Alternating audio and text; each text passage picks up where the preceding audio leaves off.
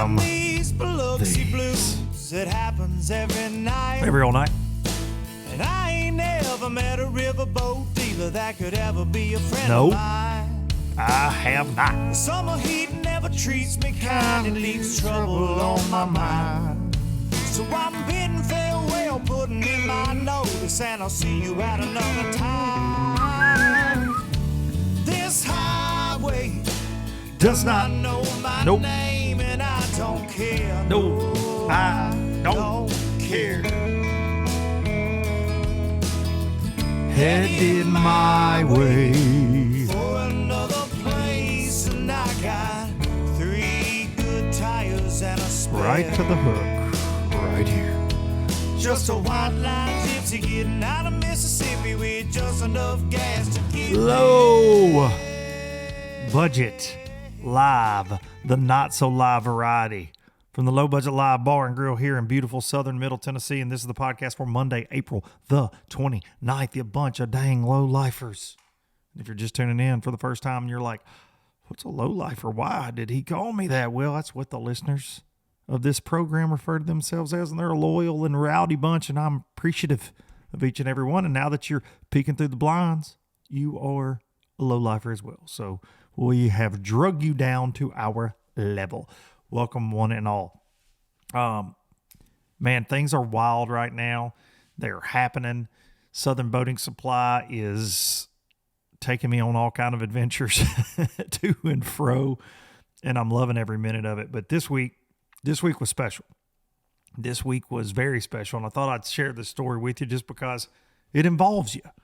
It involves each and every one of you, I feel like. And 2 things happened this week that were very cool.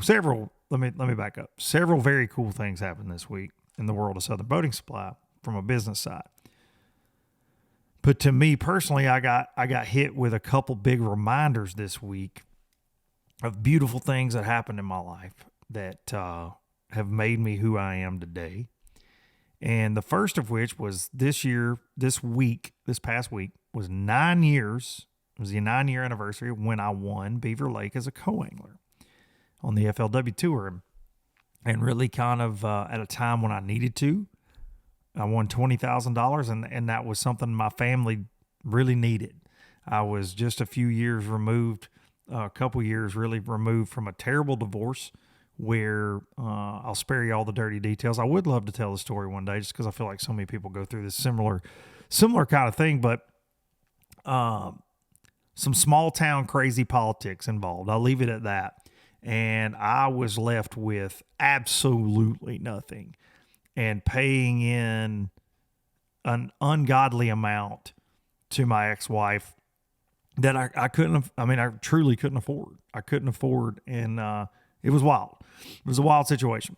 So, but it's a story of crooked lawyers and crooked judges and yada, yada, yada, yada, yada. It's wild. It could have been friends of mine during the thing were like, dude, this could have been a Netflix documentary. It was something, to say the very least. But fast forward to 2015, and Marissa and I had gotten married. We were doing the best to take care of our kids. I was working my ass off, doing as much as I could to make extra money, different things, from playing music to fishing tournaments. And I was lucky that I had some sponsors to pay my way into the FLW as a co-angler. And that year I got 5 out of 6 checks out of 5, checked in 5 out of 6 tournaments. Made the Forest Wood Cup, which was another guaranteed little bit of cash. And I won Beaver Lake and had another opportunity to win a couple more, but including the Forest Wood Cup. I've told that story on here a couple times, I believe, but win $20,000 that week in April at Beaver Lake in Arkansas. And our house needed a roof we couldn't afford, leaking like crazy. Old ass roof on this house we were renting. We had 5 kids shoved in this small house, and that was too small for 5 kids and 2 adults, but we were making it work, as so many people have to and so many people do on a daily basis. Y'all know how it is. Y'all, you get by, right? And that win was, it was everything, man, to win on that stage, even as a co-angler. The way it all worked out, there were so many just just truly remarkable things that lined up that week to make it happen. And it's something I'll never forget, but that money, the trophy, and then that money I won, we were able to replace our roof. We were able to, the silliest thing, and I'll try to tell this without getting too choked up about it, but didn't get to do a lot with our kids. You know, you might follow along with me on social media and you see it, man, I spoil my kids to death and always will if I got a breath in me. And, I want them to enjoy their childhood. I want them to, I also want them to understand responsibility, and we focus on that here, and like so many of you do as well, but we're going to have a good time. I'm a big kid. I like to laugh. I like to have fun. And that week, we hadn't really got to do much with our kids, man. And from a financial standpoint at all. And my kids are so silly, but they asked, since I won money, could I take them to Dave & Buster's? And that got to be a thing over the years that, you know, we got to check. We'd go to Dave & Buster's and spoil them for a couple hours. And as silly as that sounds, as simple as that sounds, as spoiled as my kids certainly are at times, that's something I'll never forget as well. But that week really changed things for me, man. And that led to me, you know, fishing the FLW Tour the next year as a professional. That led to social media opportunities through FLW, that magazine opportunities and radio opportunities that really led to this, which brings me to why this week was crazy for two reasons. So in 2015, at that Forest Wood Cup, I met a young man by the name of Geddes Brannon. Geddes was Patrick Walters' tournament partner for the University of South Carolina college team, and they won the FLW championship. He was in the Forest Wood Cup that I was in. They both qualified for that. I met Geddes then, so 9 years ago. Geddes now then went on to work for Bassmaster, hard worker, big idea guy for sure. Geddes is a wild man. I always thought a lot of Geddes, but he is now, and he is the CEO of the South Carolina Boating and Fishing Alliance. And so through Southern Boating Supply, I'm working with them because of Geddes. I've been given an opportunity, and I was in Columbia, South Carolina for a function of theirs and out visiting customers and different things, potential customers for Southern Boating Supply. And Geddes, we didn't have any customers to hang with on Tuesday night last week, and he said, "Hey man, you wanna go to dinner?" Kind of where it all went down. I'm like, "What do you mean?" And it just, life's been so crazy I didn't think about it. And he's like, "The Blue Marlin, dude, where LBL started." And so in 2017 in Columbia, South Carolina, that's where Low Budget Live started. But it started at this restaurant, the Blue Marlin. We went and had dinner there. And it was just so many damn emotions and memories came flooding back from that week. But I remember calling that restaurant at lunch that day when they opened and said, "Hey, this is Luke Duncan, Low Budget Live podcast." And they're like, "Okay." Mind you, we had never done one. We had never tried to do one, and it wasn't really a podcast. We did a live stream on Instagram. We didn't record it. I consider things that are recorded actual podcasts, right? Like audio from an audio standpoint. And we didn't have any way to do it, and they disappeared after 24 hours. But the first two LBLs, Low Budget Lives, ever were at the Blue Marlin in Columbia, South Carolina. So Geddes reminded me of that. And obviously it wasn't too far back in my memory, but I just hadn't all lined up really for me, that because I had not been back. I had not been back since August of 2017. And we went there for dinner and stood there on the porch because they let us set up outside on the porch. They have a lot of tables set up out there. It was cool. It was very cool. But I'll never forget calling and be like, "Hey, can we do a podcast?" And they're like, "I mean, I guess." And we had wires running everywhere, and there were so many people. But my buddy Jason Johnson was our first ever guest, JJ, former FLW Tour pro, Lake Lanier Hammer.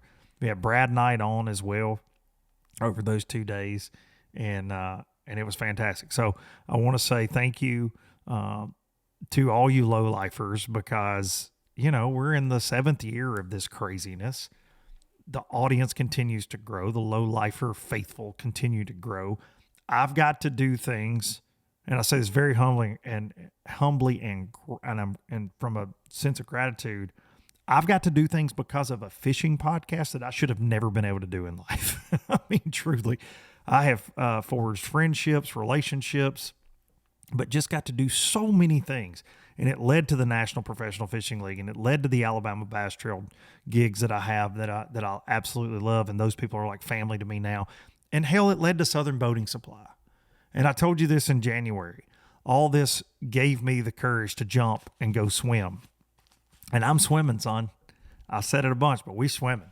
We're swimming every single day, and it's a fun swim. I'll just tell you. So thank you, and just had to share that with you because, man, if you're out there and you're going through something, just know that there are better days ahead. It's never as bad as you think it is. And I can think back to 2015 and some of the moments and some of the things that were going on in my life, far more than what I've told you right here. Family issues and things due to a lot of circumstances in life. And I think back on that moment and really feeling alone a lot of days. And other than when I was with my wife and kids and when I was at FLW tournaments, the in-betweens were brutal, man. They were brutal. And that win at that turn, as insignificant as that might be in the grand scheme of bass fishing, it changed my life. And it helped me so much. And so if you're going through something, man, just understand that the sun will come up. It'll come up. Just sometimes you just got to put your damn head down and trudge through a lot of cloudy, dark days. But I promise you, I am living proof of it. And I know people have it way worse than I've ever had it in life. And I know people fight every damn day, man. But understand, and I'm still fighting. I'm not where I want to be in life by a long shot. I fight to be a better dad, better husband, better person every day, to make this show better, to be better at all the things I do.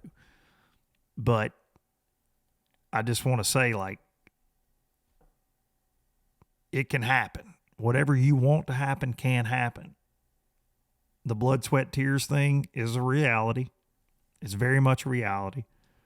But you can indeed grasp what you want to grasp.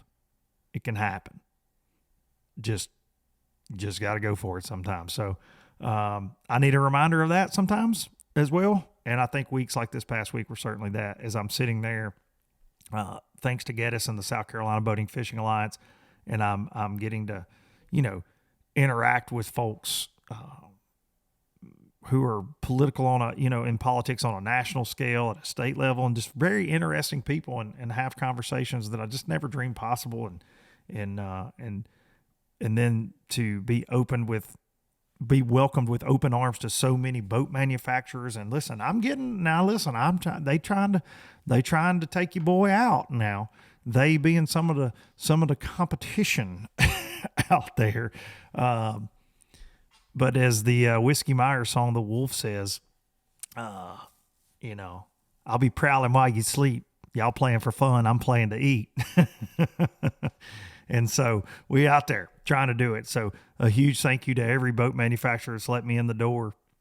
It's going to do some business with Southern Boating Supply for so many of the relationships and friendships that I've forged over the years, and to the lowlifers, man, it's fun. So not to just go down that sappy rabbit hole, but truly, man, keep your head up, y'all. I've been dealing with some stuff lately in my personal life with some people very close to me that are going through it, and that's my advice: is wake up every day and try to be better than yesterday.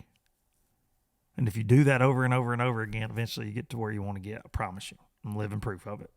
A dumb redneck from Southern Middle Tennessee, but I promise you. So thank y'all. April's a special month. and I swear you take things like that for granted, but it all kind of came flooding in this week. Alabama Bass Trail, got to do that this week. Love my ABT family. So awesome. Miss Kay and John Simpson, Daniel Montgomery and crew, even Stupid Dumb Darian, Jason Duran, so many others in that group that we have a good time at those. But wanted to say huge congrats to Philip Harrell and Clint Gilbertson, 24 pounds of Wheeler Lake bass. It took almost 14 pounds to get in the top 40. Almost 15 pounds, 1480 something, I believe, to get paid on Wheeler Lake. So really coming back. The elites are going to have a good tournament there this year. It's going to be fun to see how it shakes. Incredible facilities in Decatur, Alabama. But we had an incident happen. Two guys that they would have finished second. They had a fantastic day, 22 pounds. Ryan Adcock and Jonathan Marsh. And I got to give them a shout out. They were disqualified from the event. These two young men were very excited on stage, as they should have been. And that's the cool thing about getting to MC, man. You feel that emotion. You have that connection in those moments when they see themselves take the lead, and they were in the lead until the 24 pounds bumped them. But Ryan and Jonathan were very excited.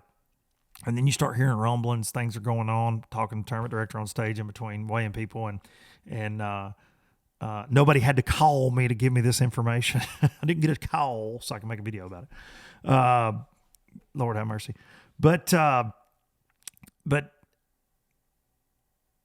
they brought in 6 fish to the weigh-in, and they said the sixth one was when they went back to the boat. I guess they heard it flop, and these guys came to Miss K and they turned themselves in, and that leads to a DQ. It's a harsh penalty for the crime. These guys were straight up though. They have the utmost integrity, and I want to just give them a shout out because it's there's a lot of negativity that gets talked about in bass fishing over and over and over and over and over and over, obviously. And to know that's the people you're surrounding yourself with, if you're competing in the ABTs, working for them like I am, they're, part of that family, to know guys like Ryan Adcock and Jonathan Marsh exist in that field of 450 total anglers makes me damn proud. So they did turn themselves in, man. And look, if you shady, all you got to do is just go, we didn't see that 6 fish in our live well, and go on to the damn house, right? But I hope these guys win, every one of them from here on out, Ryan Adcock and Jonathan Marsh. So, again, you're not allowed to possess, just like a lot of tournament rules, you're not allowed to possess 6 fish. And once they got back up there, they had 6. And unfortunately, the penalty is DQ'd. And so no points, no money. It was a costly mistake. And they self-reported it, man. Again, I can't say enough good things about it. I know I think it ended up on the internet pretty quick, just because things do. They have to be stirred up. But great guys, and they'll have much more success. But I just want to kind of tell that story if you haven't heard it. And if you're somebody that knows either one of those two young men, pat them on the back next time you see them. If you fish against them in a tournament, Ryan Adcock and Jonathan Marsh. Nothing shady about it. Just absolute true gentlemen of the sport right there. But Phillip Harrell and Clint Gilbertson take the win. We got another one coming up soon. And also this week, just real quick, I'm doing the Arkansas Game and Fish Foundation Commissioners Cup again, emceeing that event. I've been a part of that. I guess this will be my third year. Yeah, third year in a row. Looking forward to seeing everybody out there. It's going to be in Hot Springs there, Lake Hamilton. Come out. You can look up all the details. Arkansas Commissioner Cup. If you're in Arkansas, be sure to bring a youngin' out. They give away scholarships. It's a life-changing event. The young men that won it last year. It's an event that's near and dear to my heart, and I'm glad I'm able to. They invited me, and I'm able to do it again this year. So I'll be in Arkansas this coming weekend. If you're around, come say hey. Speaking of, I said Ryan Adcock and Jonathan Marsh. They self-reported. They could have been shady, but they chose the other path. Speaking of shady people, I read this article. Incredible. During the McDonald's Big Bass Splash, which shout out to the Seeley family, Bob, Nicole, some of my favorite people in this whole world. And I hate I missed that event this year. I've missed it the last few years, and I've been there very many times. But anyways, hordes and hordes and hordes of people come to this. Texas Parks and Wildlife, they set up in the parking lot, and they checked serial numbers and on motors and trolling motors, I believe, and boats, and they seized over $100,000 in stolen goods. Listen to that again. At a bass tournament, now people competing. You talk about integrity. Now this is not a shot at the Seeley Outdoors bunch at all, but these are our people. They're in the middle of our industry. You talk about guys like Ryan Adcock, Jonathan Marsh doing the right thing. We got guys, now look, they could have bought this stuff They could have actually been the thieves. I hate a damn thief. But over $100,000 of stolen property was seized at this event. That's on bass fishermen's boats. Whether that was graphs, trolling motors, the story's kind of doesn't really have a breakdown, but unbelievable, man. Unfreaking believable. And I've said that many times, trucks get broken into at boat ramps, hotels, and I always say, and it's in fishing towns a lot of times when this happens. We've seen it at a lot of popular fishing destinations over the years, and I always say, hell, it's one of our own doing it. It's one of our own doing it, and hell, about 9 times out of 10, I think it is, because they know what the stuff's worth. It's incredible, man.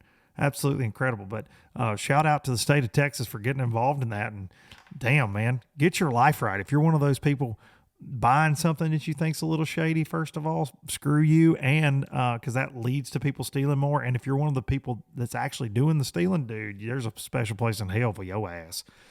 I'll just tell you right now, there's a special place in hell for pollen too. You hear that? Whew, it's got me today.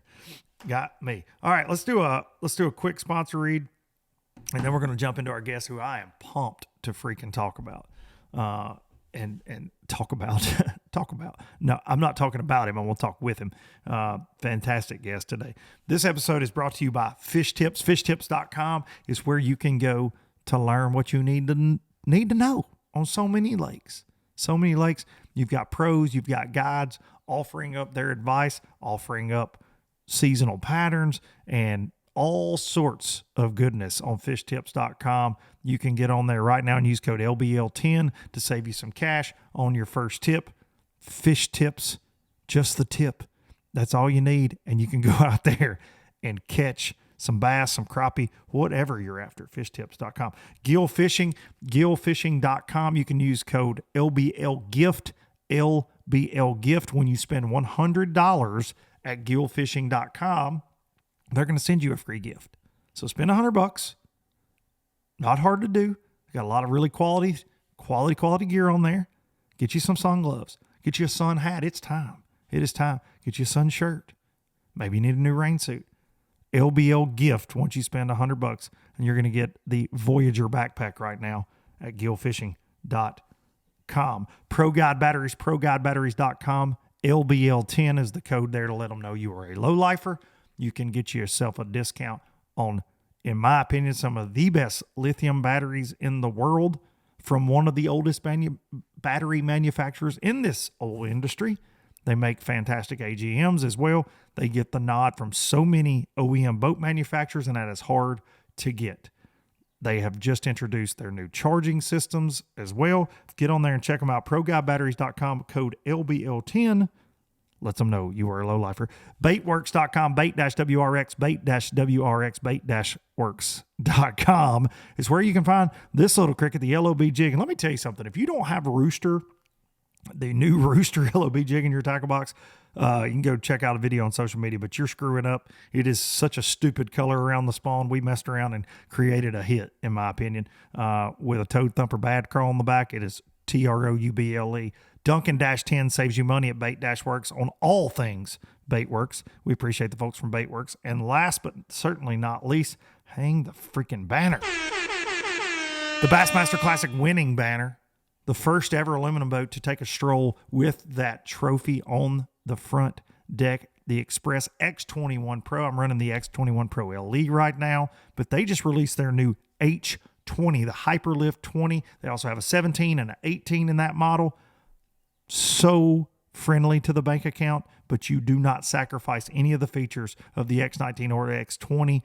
Go check them out, the H series, the Hyperlift series at your local dealer, online, and hell, you can shoot me a message and I'll do my best to try to answer it on the Express Boats H20, 18 or 17, or the X21 or the X19, whatever the case may be. Express Boats, building excitement since 1966. All right.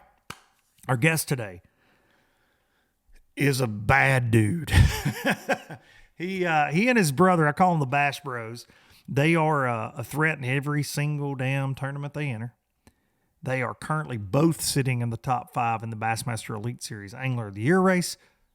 He just won his first Elite Series after several narrow misses. He has $860,000 in career earnings, 21 top tens, just insane. Ladies and gentlemen, the Canadian crusher himself, one of the Bash Bros, Cory Johnston. All right, as promised, here he is. We tried a video call. We had a few technical difficulties on my end. It's low budget, everybody. But ladies and gentlemen, your most recent Bassmaster Elite Series champion, Cory Johnston, joining us from the phone via Canadian telephone signal. How are you, sir? Yeah, I'm doing all right, buddy. I appreciate you having me on. Well, it's about damn time. I told you when we were we filmed just for a couple minutes on the video call, and I said, man, I've had Mercer on here, I've had Gussie on here, and Coop, but it's about damn time we got one of these Johnston brothers on here and making it happen. Yeah, no, that's fine. Just keep me the last Canadian. That's well, but hey, some people say save the best for last. Okay, so damn it, here we are. I'm not going to argue with you because you're one of the. I say it all the time. I'm like, listen. You don't want to arm wrestle Cory. You don't want to fight Cory. He's one of the Bash Bros. Like super nice guy, one of the nicest dudes you'll ever meet. But you will tussle, and so I'm not going to argue with you. And I apologize for not having you on sooner. Well, just don't let it happen again. Hey, we'll blame Spank. It's our buddy Spank's fault. We'll just throw him under the bus. It's always Spank's fault. Well, dude, I've said to you a couple times now, but I'm super proud for you.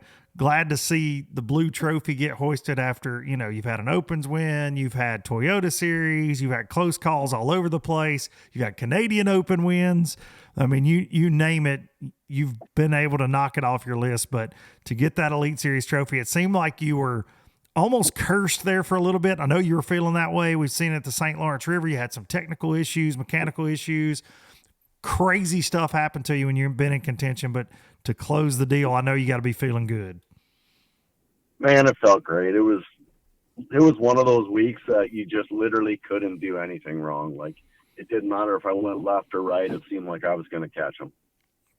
That's awesome, man. And I know everybody, they always put you guys, because you're smallmouth experts. I think it would be fair to say that about you and your brother for sure. Anybody that has watched you, kept up with your careers, you guys are great up north, especially that St. Lawrence area. But man, competing against you, and this is something I've said on the show before, but competing against you guys, one thing that I learned very quick is that when there's vegetation involved, or when you're in Florida, you guys excel. Tell the lowlifers out there listening, why is that the case though? Because you always get that smallmouth label, but I feel like you guys are just as dangerous or actually more dangerous around vegetation. For sure. We talked about it earlier, but a lot of people they don't realize how diverse the fishery is here in Ontario, where Chris and I and Cooper grew up fishing. It's a lot of small inland lakes. They're full of grass, hydrilla, milfoil, cabbage, pads. There's mats that you can punch, reeds you flip.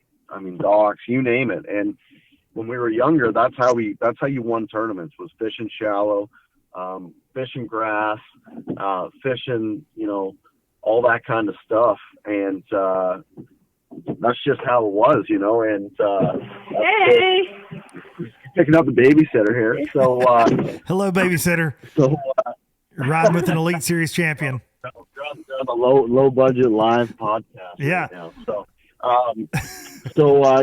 That's just how it was.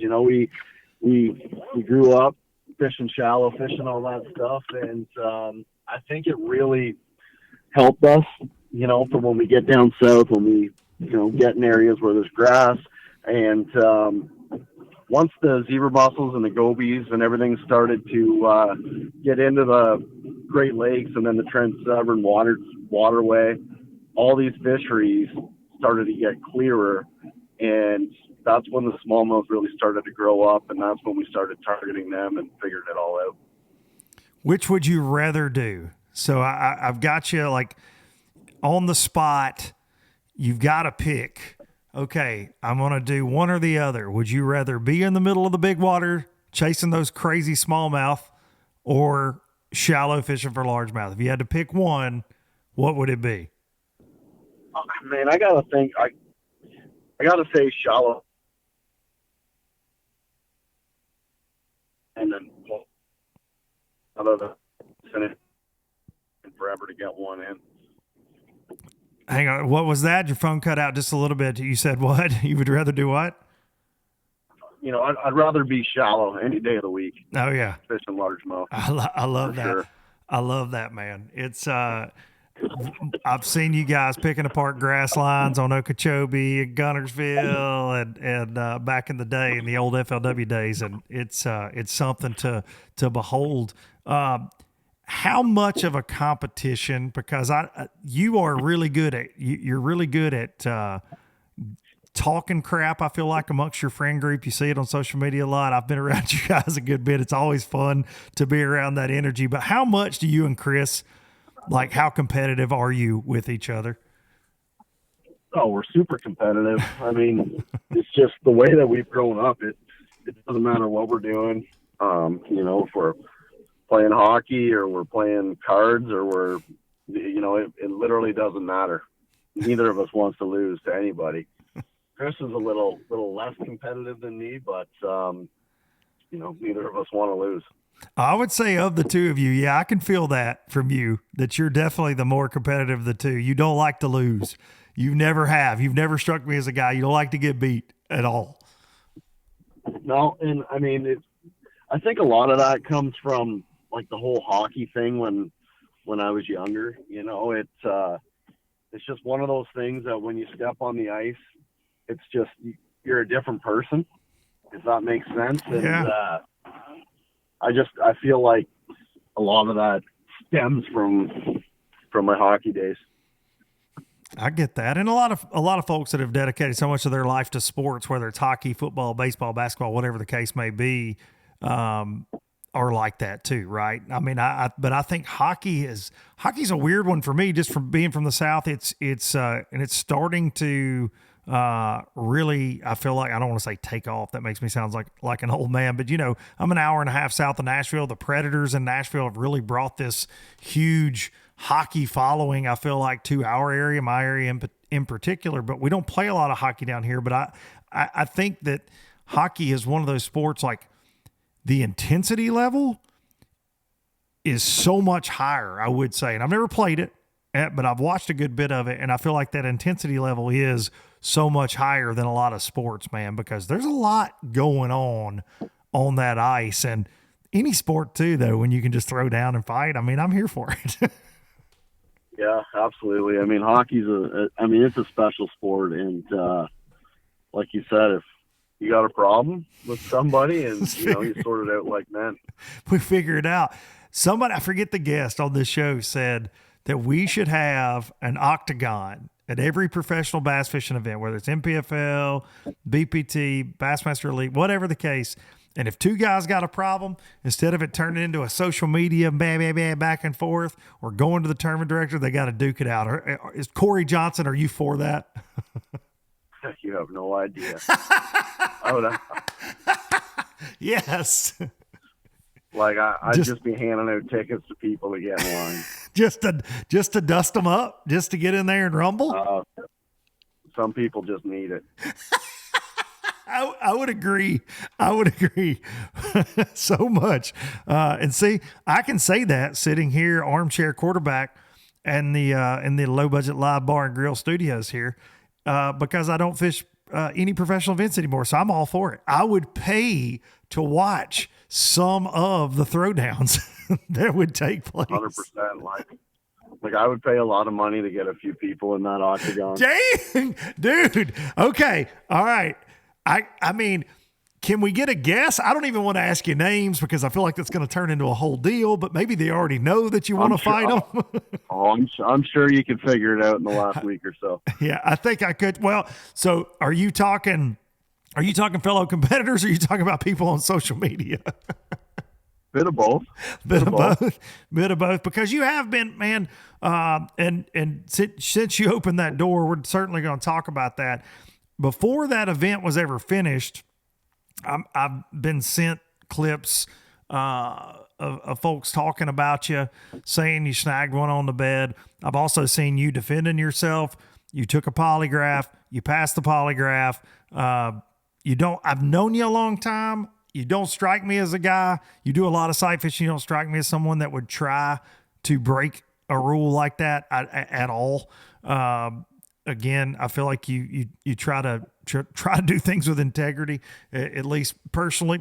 I'll be a character witness for you. You don't strike me as a guy. If you were going to win a Bassmaster Elite Series, you wouldn't want it to be tainted in any way. But I've seen you defending yourself, man. And look, I've done stuff on this show when folks have been in situations like that myself, where I've talked about it, and a lot of times though, I was right. I will say that when something was going on. But how has that situation been? Has it overshadowed the win at all for you, or have you just tried to pay it the minimal amount of attention and just trudge through? Yeah, a little bit. It's hard to really explain because I know that I did nothing wrong. Anyone that knows me knows that that's not my style. And I mean, I got a camera guy in the boat that's videoing the whole entire thing, and like I literally watched it on my perspective mode, threw out there. And, when I throw out, like I am looking for the bass to visually see it, and I can't see it. And my line, I'm throwing a weightless Senko out there, the first cast, and my line tightens up and I set the hook, and, it's hooked in the lip. Like, I didn't do it. Like, I didn't even call Lisa because I didn't do anything wrong. Yeah. Like all she's going to say is, did you see the bass? No, I didn't see the bass. She's like, well, you're good to go. So, that's just where my head is with it. And, if whatever guys want to say, they can say. I don't really care. If you got a problem, come talk to me. Well, I was, we do live in a world where those minute clips on Instagram and TikTok and all that crap, they do tend to get likes and comments when you seem like, when someone talks from a perspective like they're in the mix, in the know, talking about when footage will get released. They've talked to bass, blah, blah, blah, blah, blah, which I don't believe at all. And in the least, before a tournament's even really wrapped up. And it's unfortunate that you were caught in the middle of it, I will say, man. And like you said, polygraph tested, passed, move on. They hand you the trophy. They hand you the check. Again, it's on live. You were sight fishing in the event. I know you were sight fishing a good amount of the time. 100%. And you are a guy that you're a sight fishing expert. Like I said, again, I fished around you a ton over the years. I've seen your prowess when it comes to that. You know the deal. I do want to ask you this though, from a perspective mode, Garmin perspective mode on LiveScope and Garmin LiveScope. There was a question popped up after Harris Chain. There was a guy that caught one. It was snagged in the stomach on a jerkbait. I don't know intent, right? And it's not against the rules. Let me start by saying that it's not breaking a rule if you do snag one on a jerkbait on LiveScope, right? Like I don't know. I fish with LiveScope a ton. I don't know that I could do it. I have people tell me that are a lot better at it than me that they think they could do it. But my question is this: is where do we go forward rules wise, or what do you think they're going to do if we are using perspective mode to catch betters? And I know perspective's a little bit, it's not as efficient as straight up LiveScope in my opinion, when you're looking at the fish and looking at your bait, but you can see where they're at. Right. But where do we go? Like if they are snagged on LiveScope or hooked outside the mouth on perspective, right now, totally in play, but where do we go with that though? As anglers get better. I feel, Here's what I'll say about that is I feel like I'm pretty good with LiveScope. Mm-hmm. I'm not the best by any stretch of the imagination, but if I tried all day to snag a bass on a jerkbait, I don't know that I could do it. Yeah, that's how I feel about it. Like I just have a hard time believing that someone could cast out there with a jerkbait, reel it down, and purposely snag them. Yeah. In saying that, I feel like there's going to be a rule come in next year where if you are using LiveScope the fish must be hooked inside the mouth. And I'm fine with that. I don't really care. Yeah. You know, it doesn't matter. I don't, you know, it doesn't bother me. It might hurt jerkbait sales.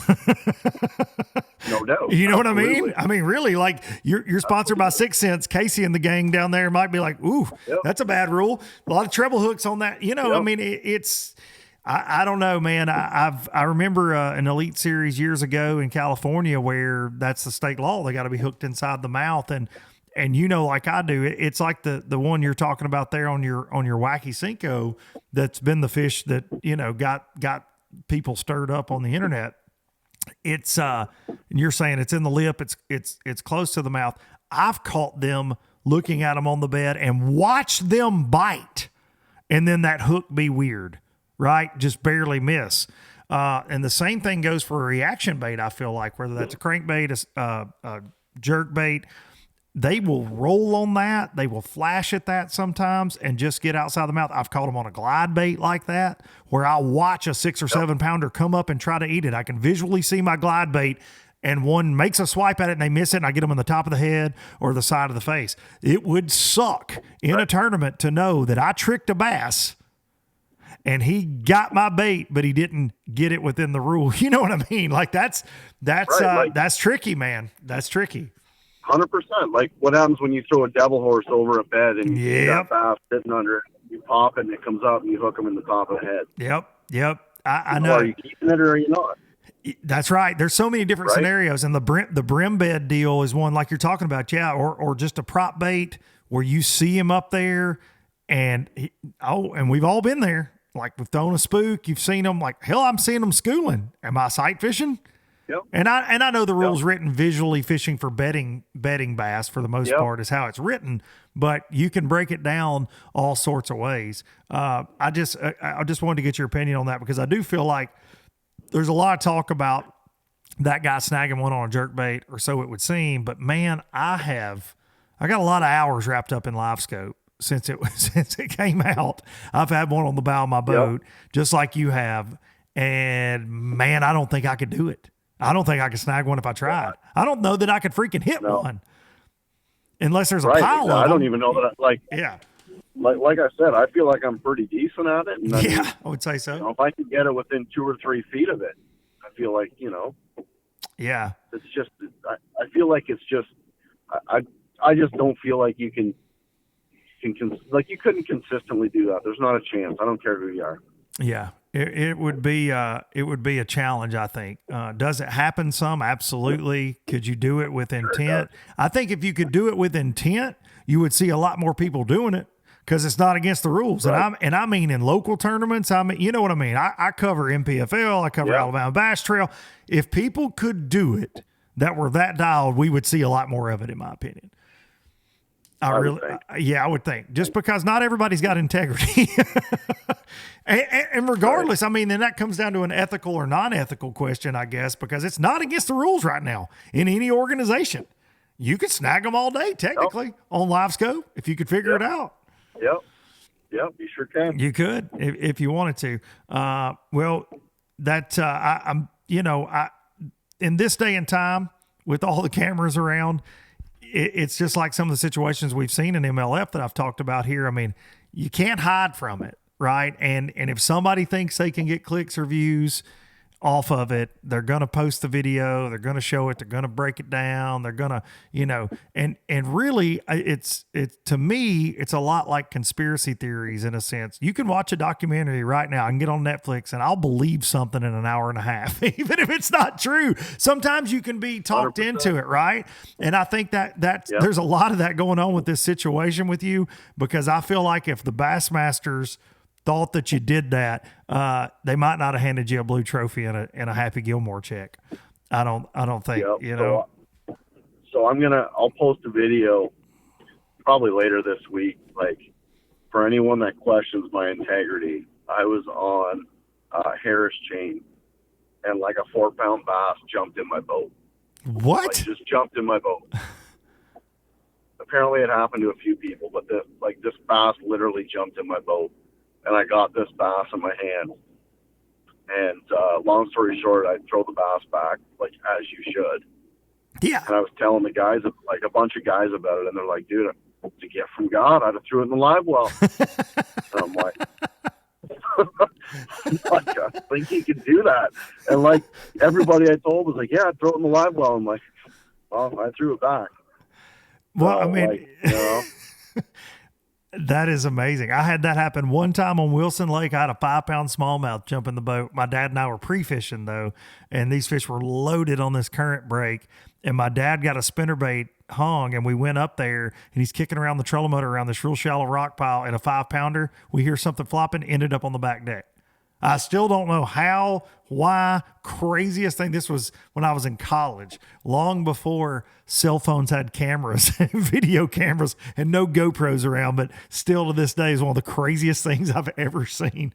And had it been in a tournament, I probably would have been like, "What? Put that thing in a box." Yeah, it's crazy. I mean, it was a gift. It was a gift from God right here on the back deck. That's insane. Yeah, exactly. Dude. That's insane. Yeah, it happened to multiple people on the Harris chain. And the only other time I've heard of that was my brother in practice years ago. I think it was for like an FLW tournament. And like a 3.5 pounder was flopping on the back deck of his boat, just like jumped in the boat. That's insane. Like, man. I don't know why it's Harris chain, but like anywhere we go in Florida, I have no idea why, but the fish literally try and jump out of the live well. And it's only in Florida. I swear. And like, it's the craziest thing I've ever seen. No kidding. Like I had like a 7-pounder jump out, and I've got it like under my arm, like a football, like as I'm trying to bag my fish. And like, they literally try and jump out.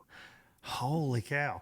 I'm trying to think back to all the tournaments I've fished down there. I mean, to compare them to other places, you know, because smallmouth get a bad rap for trying that. They see daylight. I always feel like they try to get the hell out of Dodge whenever that happens too. For sure. That is crazy. Yeah. Well, man, looking forward to the rest of the year. I mean, now that you got that first win on the elites, everybody says it just makes you hungry for the next. So what's next? Yeah. Are you pumped? Will you approach the next one any differently? What's the rest of the season look like? No, I mean, I just do my thing, man. I work hard, and I don't do anything special. You know, it's get on the water at dark, get off at dark, and just do my thing. I don't bother nobody. I just, you know, go about my day and try and find some bass. And I don't really see myself doing anything different. You know what, Cory? Guys like you that are just animals on the water. I get to do this show 50 whatever episodes a year, right? And the ones that are the best are always like, yeah, I just do my thing, man. I just go out there, don't do anything special. And I'm like, you know what? Yeah, you do. Yeah, you do. There's something special going on, damn it. There's something. I don't know. Like, I mean, you like, if you were to have all my buddies on your show one time from here, and you were to ask them questions about Chris and I, and like, you would get answers that are just absurd, like how stupid we are. And like, you know, we're just two northern rednecks that like to bass fish and kill animals. You know, we don't do anything special. We don't go out. We don't pre-practice lakes. We don't go sink 1,000 brush piles. We don't do any of that. You know, we just show up to the lake, back the boat in, and go try and find some bass. And you do a damn good job of it most places you go, man. I know that's the case. I've always said the bass bros, you don't want them in a tournament against you. They're going to find every bass in every area. And then it's like, obviously teamwork makes the dream work. Then you got two incredible fishermen fishing around you if they both land in the same area. And it's like, it is a scary duo out there, man. And now both Elite Series champs. That's got to be, I bet Dad's excited. Family's got to be pumped, man. Oh, for sure, man. Like, you know, the wife and kids flew down, and I had a few buddies fly down. You know, there's a lot of excited people because, I mean, they know how bad I wanted it. And like you said earlier, I've been so close so many times. You know, I've had multiple seconds, multiple thirds, and back in the day when I ran a different brand motor than a Mercury, Yeah. I had some mechanical issues that cost me an AOY and probably a tournament win. So, I've been extra pissed at them lately. Yeah, you have. And I remember those mechanical issues, and Lord have mercy, they did hold you back, man, for sure. No doubt about that. Well, I can't thank you enough for taking the time. I know you got a lot going on with the family. You've been doing some turkey hunting. You said you and the wife, you got a babysitter tonight, so you can go get some dinner, and then you might go roost a turkey this evening as we record this. Yeah, put a few birds to bed tonight, and see if I can't get a couple buddies of birds in the morning. Yeah, that'll be fantastic. And I'm just waiting on my invite to come to Canada and shoot a turkey, because you have way more up there than I have in Tennessee, it sounds like. I keep saying to anybody that wants to come, you want some incredible turkey hunting, the door's open, man. That is so wild to me that you guys have them that good in Ontario there. All right, well, we're going to end with this. I've got to ask you, so you and Chris are super competitive, as we mentioned. You like to beat Chris. He likes to beat you. But if you had one guy on the Elite Series out of your crew that you love to beat the most, the one that you're going to give, if you're just one spot ahead of him, even if you're 99th and 98th, and you beat him by one spot, who's the one guy you've got to beat, because they're going to talk crap to you and you just got to beat them? Other than Chris? Other than Chris, yeah. Outside of Chris, who's one guy that you got to beat for bragging rights, to rub it in their face? I can't really say one specific name, but like Lee Livesey, yeah, Caleb Summerall, Matt Robertson, Seth Fider, like kind of the crew that we kind of hang out with. Any of those guys. They're all a bunch of dickheads. They are lovable dickheads. Indeed. Right. They are. They're the best, man. That's a wrecking crew right there. For those keeping score at home, that is a gang you don't want to roll up to your local watering hole. You don't want to roll up to your local Tuesday night tournament. That's a rough bunch. Man, I'll tell you what, we have a lot of fun together. No doubt. I stay with Matt Robertson and Seth Fider, my brother, and like me and Matt got into an argument the other night we were having drinks, and we got into it in the bar, like throwing each other around the pub, and yelled at each other all night, and get up in the morning, shake each other's hand, and go have breakfast, and we're just laugh like we're two idiots. So it's that kind of crew. Like, Caleb and Matt fight, usually all the time. I was gonna say all the time. I feel like, yeah, not actually real fighting, yeah. But not actually, real fighting, but like Matt will get chirping to Caleb, and Caleb's a big solid boy, and yes, he is. Caleb will grab him and throw him around a bit. Matt will regret his decision. And, So Matty immediately regrets getting a hold of Summerall. That coon ass comes out. That's right. Yeah, you don't want to grab a hold of Caleb. He's a big boy. He's a big boy. But Matt's about, I would say he's won 2 wrestling matches and about 50 tries. So poor Matt. His record's not great. His record's not great, but the effort level is there. He's never going to. Yeah, Matt does strike me as a guy. He's never going to back down, ever, especially from talking crap, ever. And he's not going to back down from a challenge. And if you beat him 100 times in a row, he's still going to go for 101. He's going to think he can win. There's no doubt about it. No quitting that boy. No, there's zero quit in him. I mean, you could beat him like a redheaded stepchild, and he'll still be lipping off and want more. Let me ask you this. I know Caleb was leading the event that you ended up winning, and I was so pumped. He's on the express team with me. I'm a big Caleb Summerall fan, man. He's a great guy. I love hanging out with Caleb. He's a trip, man. He's a good dude. He works very hard, and like yourself, he hasn't hoisted one of those blue trophies, man. And I thought maybe it's his week. He had a miserable day 2. That's fair to say. fish loved him and left him. That can happen. Did you guys give him crap over it? Since the tournament? Probably not that week, but since then. I wish I could send you a couple of the memes that people could see that Lee Livesey sent me to post on my Instagram story of Caleb. Oh, like no. I'm a Caleb Summerall fan. Like, Oh, no. you know, I pull for the guy. I love the guy. We drink a lot of beers together, and you know, he's struggled a little bit lately, and you know, like I said, I pull for the guy, but we're gonna give him the gears regardless. I love it so much, and I have seen those two in action, especially Lee and Caleb. And Lee has no mercy with anybody. He likes to give everybody a hard time, and I'm down for it. Like I like that back and forth stuff, obviously, but he likes to get on Caleb and just roll him.